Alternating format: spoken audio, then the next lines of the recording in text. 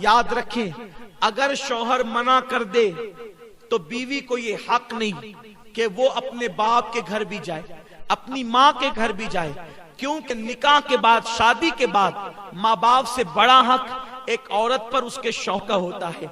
آقا کریم علیہ السلام فرماتے ہیں کہ اگر اسلام میں اللہ کے سوا کسی کو سجدہ کرنے کی اجازت ہوتی تو میں عورتوں کو حکم دیتا کہ وہ اپنے شوہر کو سجدہ کرے، لیکن چونکہ کسی کو غیر اللہ کو سجدہ کرنے کی اجازت نہیں۔ یہاں مجھے ایک حدیث پاک یاد آتی ہے، خواتین غور سے سنیں۔ آج کل اگر شوہر ماں باپ کے گھر نہ بھیجے، بہنوں کے گھر نہ بھیجے، شادی میں نہ بھیجے، تو عورتیں پنچایت بٹھا دیتی ہے کہ مجھے یہاں نہیں بھیجتے، وہاں نہیں بھیجتے، اور گھر کی عزت باہر آتی ہے۔ آئیے دل کے کانوں سے اس حدیث پاک کو سنیں۔ ایک صحابی دور رسالت میں اپنے گھر سے نکلتے ہیں اور گھر سے نکلتے وقت اپنی بیوی کو کہتے ہیں، دیکھو جب تک میں سفر سے واپس نہ آ جاؤں تم گھر سے باہر مت نکلنا، حتیٰ کہ تم اپنے ماں باپ کے گھر بھی مت جانا جب تک کہ میں نہ آ جاؤں۔ لیکن ان کو خیال نہ رہا کہ میرے بعد پتہ نہیں کیا ہوگا، کیسے حالات ہوں گے، وہ بول کر تو چلے گئے۔ لیکن میری بہنوں سنو تو صحیح، ان کا گھر کہاں تھا؟ ان کا گھر سسرال کی اوپر کے حصے میں تھا، یعنی اوپر کے حصے میں میاں بیوی رہتے تھے اور نیچے کے حصے میں اس عورت کے ماں باپ رہتے تھے۔ اللہ اکبر! شوہر نے کہا کہ تم میرے آنے بغیر، میرے آئے بغیر نہ ماں باپ کے گھر جانا نہ کسی کے گھر جانا۔ شوہر چلے گئے، اتفاق ان کو پتا نہیں رہا ہوگا کہ میرے جانے کے بعد ایسا حادثہ بھی ہو سکتا ہے۔ لوگوں نے اطلاع دی بیٹی کو، دیکھو تمہارے ابا بیمار ہو گئے، اس لیے اوپر سے نیچے ہی تو اتر کے آنا ہے۔ اس نے کہا کہ میرے شوہر نے منع کیا ہے کہیں جانے کے لیے، اس لیے میں نہیں جاؤں گی۔ اللہ اکبر! جب طبیعت زیادہ خراب ہوئی، طبیعت زیادہ سیریس ہوئی، تو لوگوں نے کہا ایسا لگتا ہے اب تمہارے باپ بچیں گے نہیں، ان کا انتقال ہو جائے گا، ذرا آ کر اپنے باپ کو دیکھ تو لو، دو باتیں تو آخری میں کر لو۔ میری بہنوں آپ سمجھ سکتی ہو جب باپ مرنے والا ہو تو کس بیٹی کی تمنا نہیں کہ وہ اپنے باپ سے بات کر لے؟ مگر کل کی عورتیں شوہر کی کتنی فرما بردار ہوا کرتی تھی،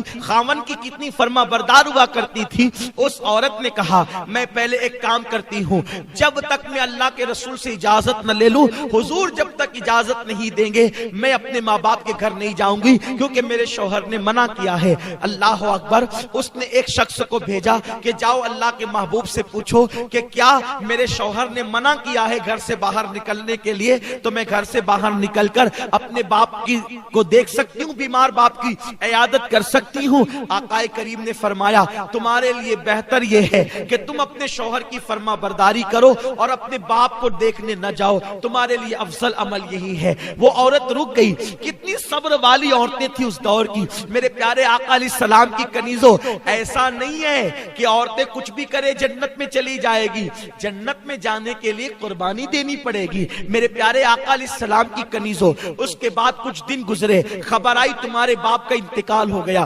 جنازہ تیار ہے، آخری صورت تو اپنے باپ کی دیکھ لو، آخری شکل تو اپنے باپ کی دیکھ لو۔ اس نے کہا اب ذرا دیکھو، ایک بیٹی اگر باپ کا انتقال ہو جائے اور بیٹی بمبئی میں رہے، دبئی میں رہے، سعودی میں رہے، وہ وہاں سے فوراً دوڑتی بھاگتی آتی ہے، اپنے باپ کا آخری چہرہ تو دیکھ لوں، اپنے باپ کی آخری شکل تو دیکھ لوں۔ مگر قربان جائے اے خاتون جنت کی کنیزوں، اس دور کی عورتیں کیسی تھی، انہوں نے حضور کے فرامین کو کیسے سینے میں بسایا تھا، انہوں نے قرآن و حدیث پہ کیسے عمل کیا تھا۔ ایک شخص کو بھیجا جاؤ آقا سے پوچھ کر کے آؤ میرے شوہر نے مجھے ماں باپ کے گھر جانے کے لیے منع کیا ہے، کیا میں اپنے باپ کی آخری شکل دیکھنے کے لیے جا سکتی ہوں؟ تو آقا کریم نے فرمایا اس عورت کے لیے افضل عمل یہی ہے کہ وہ اپنے باپ کی شکل دیکھنے نہ جائے اور اپنے شوہر کے فرمان پر عمل کرے۔ اللہ اکبر! وہ خاتون صبر کر کے گھر میں بیٹھ گئی۔ اللہ اللہ! لوگ لے گئے اس کے باپ کے جنازے کو اور لے جا کر کے دفن کر دیا۔ رات ہوئی، غمگین تھی، دکھڑا تھا، تکلیف تھی کہ میں اپنے باپ کی آخری شکل بھی دیکھ نہ سکی، مگر شوہر سے کوئی شکایت نہ تھی، اس لیے کہ وہ عورت جانتی تھی کہ میرے شوہر کو تھوڑی پتا تھا کہ وہ یہ کہہ کے جائیں گے اور میرے باپ کا انتقال ہو جائے گا۔ اللہ اکبر! وہ روتے روتے سو گئی. رات میں خواب کیا دیکھتی ہے کہ اس عورت کے والد جنتی تاج پہن کر اور جنتی لباس پہن کر جنت کے باغ میں ٹہل رہے ہیں. اس عورت نے پوچھا بابا اللہ نے یہ مقام آپ کو کیسے عطا کر دیا؟ تو اس شخص نے جواب دیا بیٹی تو نے اپنے شوہر کی فرما برداری کی, اللہ کو تیری یہ ادا اتنی پسند آئی, میرے اللہ نے کہا تیری بیٹی کے نیک عمل کے صدقے جب میں نے تجھے جنت عطا کر دی. عمل بیٹی نے کیا ہے اور بیٹی شوہر کی فرما بردار بنی تو اس کے باپ کو جنت مل گئی. اے خاتون جنت کی کنیزوں, اسی لیے میرے آقا فرماتے ہیں چوتھی چیز جو عورت اپنے شوہر کی فرما برداری کرے, وفاداری کرے, شوہر کو راضی کر لے, ایسی عورتیں جنت میں جائے گی اور 8 دروازے ان کے لیے کھول دیے جائیں گے.